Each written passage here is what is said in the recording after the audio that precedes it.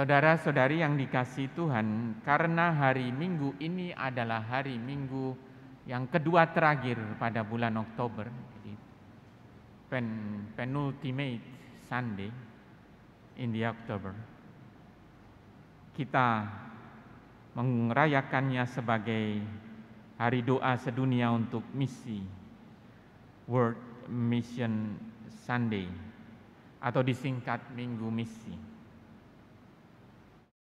Minggu Misi digagas pertama kali oleh Paus Pius ke-11 tahun 1926, sudah hampir 100 tahun. Ada beberapa pokok pikiran Paus Pius ke-11 dalam ensikliknya Rerum Ecclesiae, saya terjemahkan menjadi tugas gereja. Untuk renungan kita hari ini saya hanya akan menyebut yang menjadi pokok, yang menjadi dasar dan turunannya. Sejak awal ensikliknya Paus Pius ke-9 menyebut bahwa sejak awal gereja berdiri,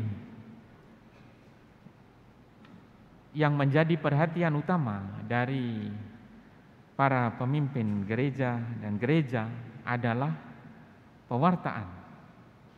Mewartakan kasih Allah, keselamatan dalam diri Tuhan Yesus kepada segala bangsa. Itu adalah dalam bahasa filsafat itu disebut raison d'être. Untuk yang tahu bahasa Prancis, saya tahu sedikit-sedikit. Adalah alasan keberadaan gereja. Gereja ada karena diutus untuk mewartakan kabar gembira, kabar sukacita, keselamatan dalam diri Yesus Kristus. Bukan pertama-tama untuk kesombongan rohani, punya gereja yang besar-besar. Ini mungkin lebih cocok kalau saya ngomong di gereja Yosafat, itu ya gereja yang besar begitu. Apalagi merasa diri lebih suci daripada orang lain, seperti orang Farisi dalam bacaan Injil hari ini. Gereja kita ada dipanggil untuk mewartakan kabar sukacita. Kita ambil bagian dalam semangat Santo Paulus dalam bacaan kedua tadi, supaya dengan perantaraanku Injil diberitakan dengan sepenuhnya dan semua orang bukan Yahudi mendengarkannya. Paus Pius ke-11 menekankan betapa pewartaan Injil, kabar sukacita ini harus dihidupkan, dijadikan semangat dasar, menjadi alasan orang menjadi Katolik, mengalami sendiri belas kasih Allah, pengampunan Allah seperti orang Farisi itu, dan yang karenanya tergerak untuk menyatakannya, untuk memberitakannya, menyampaikannya kepada semua orang lain di sekitarnya. Dan turunan langsung dari kesadaran misioner ini, menurut ensiklik Paus Pius ke-11 adalah agar gereja-gereja lokal itu menghasilkan imam-imamnya sendiri. Ini hal baru pada waktu itu, 100 tahun yang lalu, hampir 100 tahun yang lalu, tetapi tetap relevan bagi kita sampai sekarang ini. Maka sejak tahun itu, sejak tahun 1926,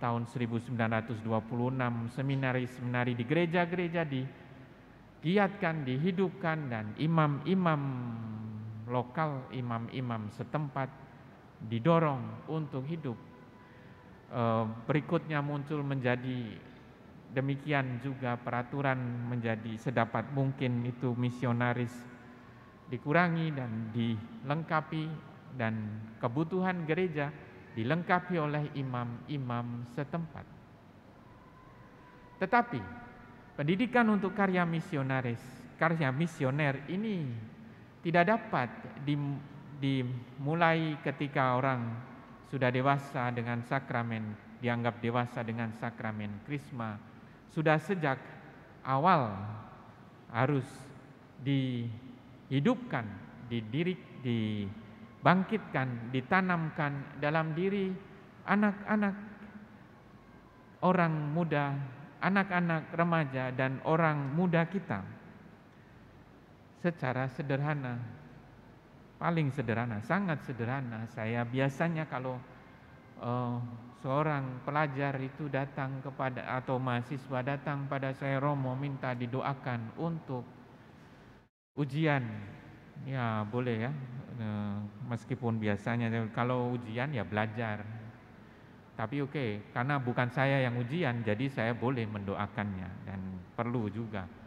Biasanya saya sampaikan doa agar tenang, tetapi lebih-lebih ini agar berhasil dalam studi sebagai persiapan untuk tugas perutusan yang akan Tuhan percayakan kepadanya. Segala sesuatu pelajar kita untuk anak-anak, remaja dan orang muda ditekankan adalah persiapan untuk perutusan, bukan hanya sebagai imam, biarawan, biarawati, tetapi dalam setiap aspek, dalam setiap cara hidup atau pekerjaan, karya yang dipercayakan Tuhan kepada kita, kita adalah utusan saksi-saksi Kristus.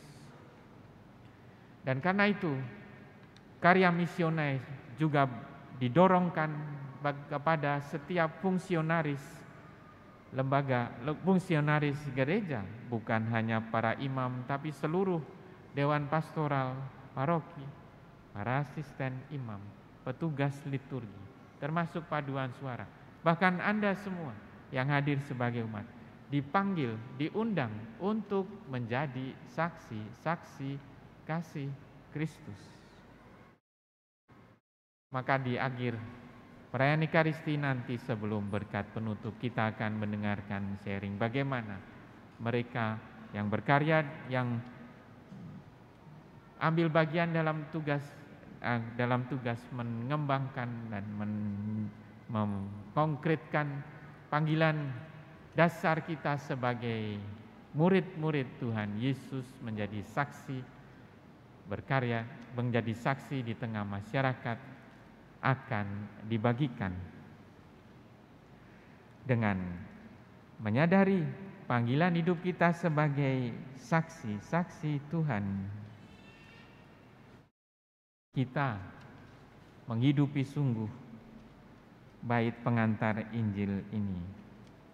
Dalam Kristus, Allah mendamaikan dunia dengan dirinya dan mempercayakan berita pendamaian itu kepada kita. Amin.